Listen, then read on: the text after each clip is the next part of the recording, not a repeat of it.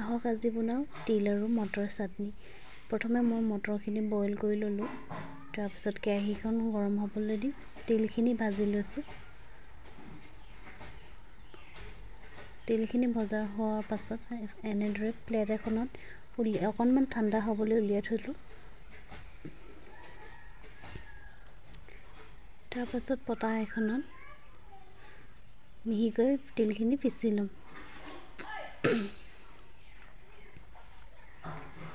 এনেদৰে তিলখিনি পিহি লৈছোঁ।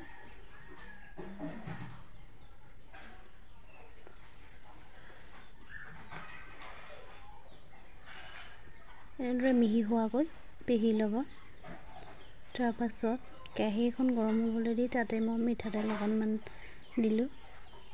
মিঠাতেল দিয়াৰ পাছত পিঁয়াজখিনি অকণমান ৰঙচুৱা হোৱালৈকে ভাজি ল'ম।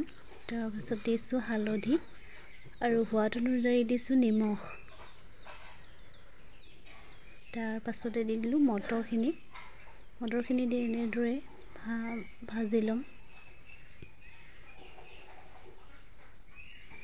তাৰপাছত দিছোঁ আদা নহৰু আৰু জলকীয়া খুন্দি থোৱাখিনি।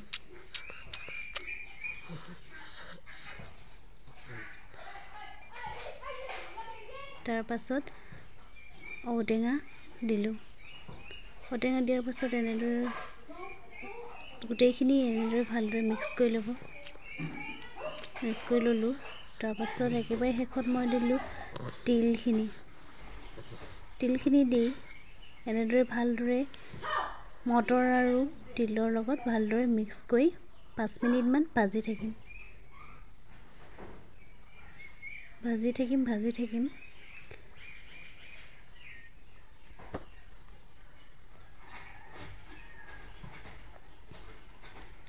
অৱশেষত আমাৰ তিল আৰু মটৰ চাটনি ৰেডি হৈ গ'ল।